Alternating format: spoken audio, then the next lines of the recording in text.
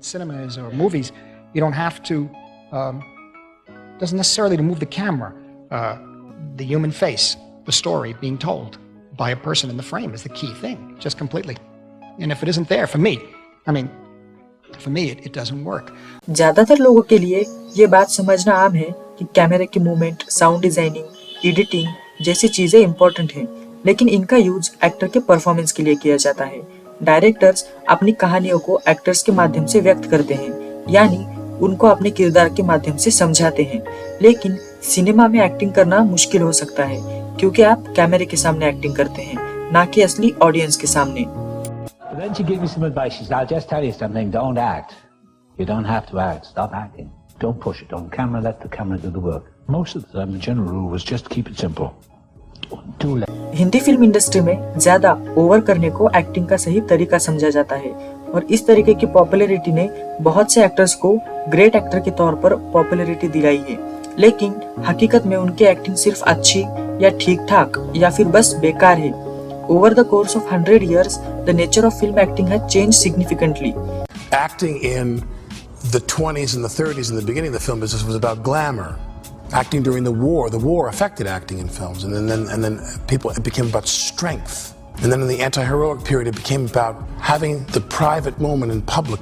And then now we've arrived at another place where great acting is to be physically fit. Fitness is great acting in the movies. हालांकि इस दौरान कुछ characteristics इस समय भी change नहीं हुए हैं, जिसमें पहला है बिलीवेबिलिटी। एक एक्टर बहुत सी चीजों का इस्तेमाल करता है to oversell certain emotions, like face के मसल्स फ्रीज करना to show the act of crime, ताकि वो आपको बिलीव करवा सके कि what they are doing. But great actors make you believe in the emotions they portray. वो इसलिए ऐसा करते हैं क्योंकि उन्हें अपने कैरेक्टर को बिल्ड करने में बहुत मेहनत करनी पड़ती है और अपनी पर्सनालिटी को कैरेक्टर की पर्सनालिटी में शामिल करना पड़ता है, क्योंकि लास्ट गोल हमेशा यही होता है to recreate private moments in public. Private behavior in front of a crew of 100 people, I mean really recreate it. Really lose your mind, really break your heart, really do this, make it happen in front of it. Believable होना ही काफी नहीं है, अगली important चीज है unpredictable होना। Audience चालाक होती है जब किसी एक्टर के फ्लॉज ढूंढने की बात आती है। चाहे एक्टर ने कैरेक्टर को कितना भी अच्छे तरीके से बिल्ड किया हो, फिर भी उसके प्रिडिक्टेबल होने के चांसेस काफी ज्यादा होते हैं। ये मोमेंट्स होते हैं जब लोग कहते हैं कि एक्टिंग उनको सही नहीं लगी, लेकिन उनका असली मतलब ये होता है कि the act failed to surprise them.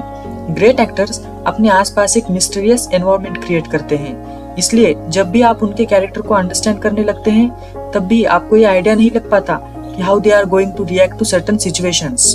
The Godfather part 1 और 2 में माइकल कभी भी अपने आप को कैरेक्टर से बाहर निकलकर खुद को एक्सप्रेस नहीं करता है, इसीलिए ये मोमेंट पूरी मूवी में एक बड़े सरप्राइज के रूप में सामने आता है।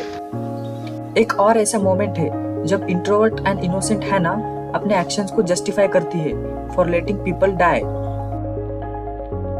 We couldn't just let them escape. We couldn't. We were responsible for them. ये सब तो ग्रेट राइटिंग के एग्जांपल्स है, लेकिन इसका असली जिम्मेदार एक्टर ही होता है, जो रिटन वर्ड्स को अपने एक्टिंग से कुछ ऐसा बना देता है जो हमें असल में महसूस होते हैं। जैसे there will be a blood के कंपैरिजन में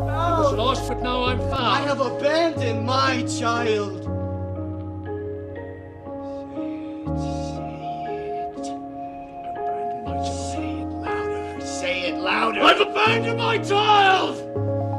I've abandoned my child! I've abandoned my boy!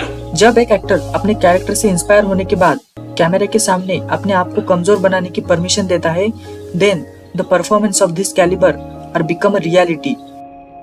Well, हमारे इंडस्ट्री में एक बहुत समय से एक मिसकंसेप्शन बना है जो कि कई सालों से चला आ रहा है। Extreme physical transformation has parameter of great acting, losing and gaining weight and adopting different accent.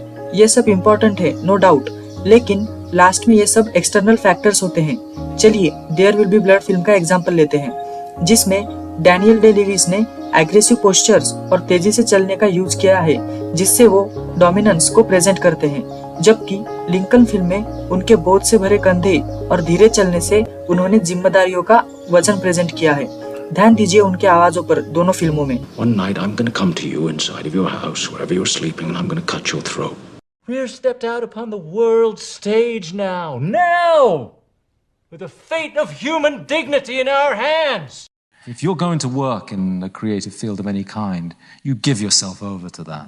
Great actor को डिफाइन करते हुए स्टेला एडलर ने कहा है, the greatest talent of an actor lies in her choices.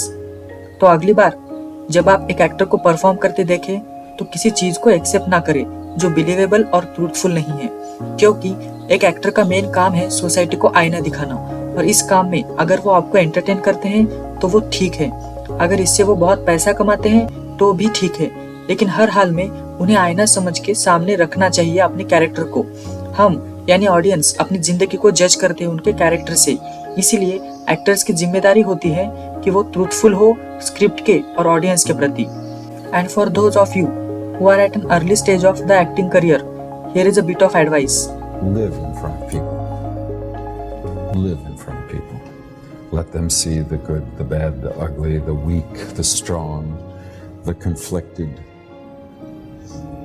the terrible. One of the things about acting that gives me the greatest satisfaction is the opportunity for that emotional exercise.